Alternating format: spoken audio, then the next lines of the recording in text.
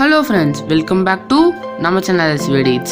இன்னைக்கு நம்ம channel LSV EDITZல 8 விலங்குகள் போடக்கூடிய வினோதமான வித்தியாசமான சத்தத்தை தான் பார்க்க போறோம். ஓகே, வாங்க வீடியோக்குள்ள போகலாம்.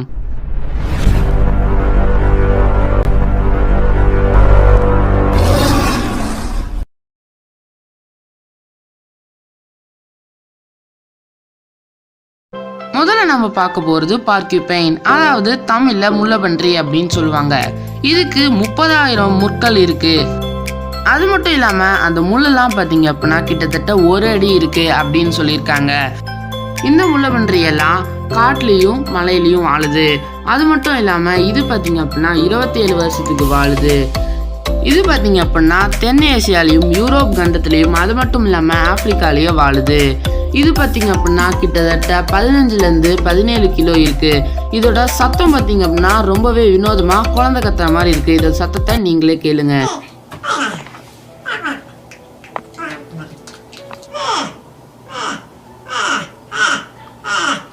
அடுத்ததான் நம்ம பார்க்க போறது எலிஃபண்ட் சீல். இது பார்த்தீங்க அப்படின்னா கிட்டத்தட்ட 14லேருந்து 19 வருஷம் பார்த்தீங்கன்னா வாழுது. அதுல முக்காவாசி வாழ்க்கைய தண்ணிக்கடியிலேயே வாழுது. இந்த விலங்க கிரேட் ஒயிட் ஷார்க் தான் வேட்டையாடி கொள்ளுது. இது கிட்டத்தட்ட பாத்தீங்க அப்படின்னா 5000 அடி ஆழத்துல வாழுது. இது USA, கனடா மற்றும் மெக்சிகோல வாழுது. இது கிட்டத்தட்ட 1500லேருந்து 2500 கிலோ வரைக்கும் இருக்கு.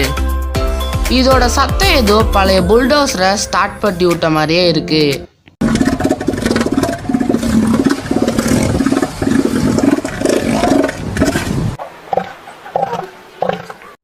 அடுத்ததான் நம்ம பார்க்க போறது ஆர்மடில்லோ.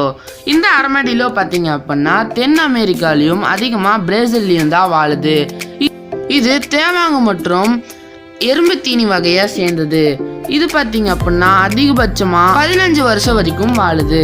இது பார்த்தீங்க அப்படின்னா 6 கிலோ வரைக்கும் வெயிட் போடுது. இதை ஏதாச்சும் விலங்கு வேட்டையாட வந்துச்சு அப்படின்னா இது உடனே ஒரு பால் மாதிரியே சுருண்டுக்குது.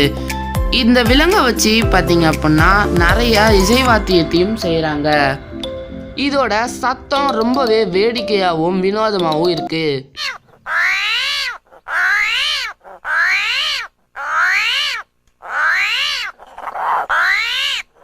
அடுத்ததான் நம்ம 4வதா பார்க்க போறது என்ன அப்படின்னா கேட்டர்பில்லர்.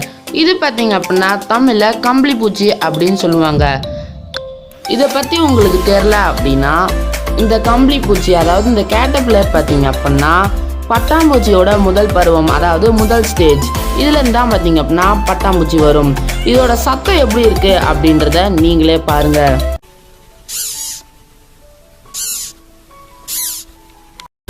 இது எப்படி இந்த மாதிரி கத்துது அப்படின்றத பார்த்தீங்கன்னா எல்லா பூச்சி வகைகளுக்குமே இந்த மாதிரி உடம்புல குட்டி குட்டி ஓட்டை இருக்கும். அந்த ஓட்டை வழியா காத்து ரொம்ப நிறைய வெளியே வரும் போதுதான் பார்த்தீங்க அப்படின்னா இந்த மாதிரி சவுண்டு வருது. 5வதா நம்ம பார்க்க போகிறது கோலா. கோலா பொதுவாகவே பார்த்தீங்க அப்படின்னா ரொம்ப நேரம் தூங்கக்கூடிய ஒரு விலங்கு. கோலா பார்த்தீங்க அப்படின்னா ஒரு நாளைக்கு 20 மணி நேரம் மட்டும் ரெஸ்ட் எடுக்கும், இல்லைனா மரத்திலே படுத்து தூங்கும். இது பார்த்தீங்க அப்படின்னா 13லேருந்து 18 வருஷம் வரைக்கும் கோலாவால் வாழ முடியும். அது மட்டும் இல்லாமல் கோலா 5லேருந்து 15 கிலோ வரைக்கும் வெயிட் இருக்கும். கோலா ஒரு மார்சூப்பியல் அப்படின்னா அந்த விலங்குக்கு பார்த்தீங்க அப்படின்னா பவுச் இருக்கும். அது மட்டும் இல்லாமல் அதோட குட்டியும் அந்த பவுச்லேயே இருக்கும். இந்த கோலாவோட சவுண்ட் எப்படி இருக்கும் அப்படின்றத பாருங்க.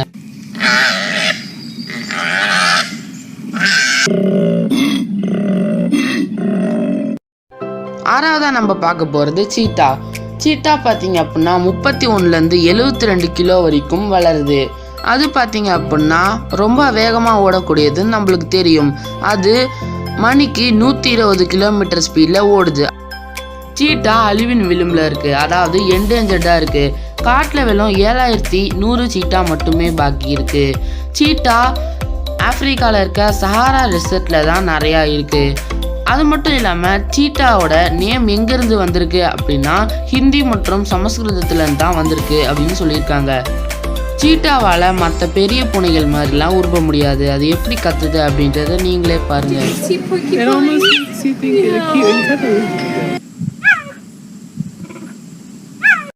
அடுத்ததாக நம்ம பார்க்க போகிறது டாஸ்மானியன் டெவில்.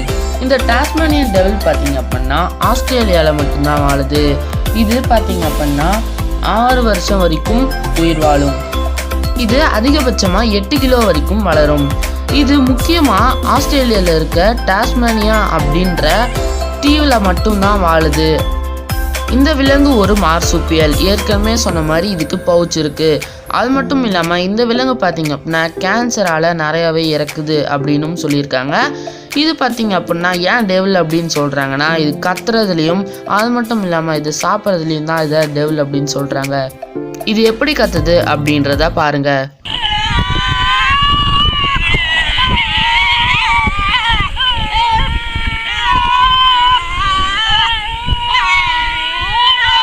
நாம் கடைசியாக பார்க்க போகிற அனிமல் எது அப்படின்றத பார்த்தீங்க அப்படின்னா வால்ரஸ். வால்ரஸ் ஒரு பெரிய பல் கொண்ட ஒரு விலங்கு அப்படின்னு சொல்லலாம். இது பார்த்தீங்க அப்படின்னா 2000 கிலோ வரைக்கும் இருக்குது. இது அதிகபட்சமாக 40 வருஷம் வரைக்கும் உயிர் வாழும். இது பார்த்தீங்க அப்படின்னா அதிகமாக ஆர்டிக் ஓஷனில் மட்டும்தான் காணப்படும். இந்த விலங்குக்கு நம்ம பயிற்சி அளித்தோம் அப்படின்னா இந்த விலங்கு இன்னும் நிறையாவே சத்தம் கூட பண்ணோம் அப்படின்னும் சொல்லியிருக்காங்க. இந்த விலங்கு கொடுக்கக்கூடிய சத்தத்தை பார்க்கலாம் வாங்க.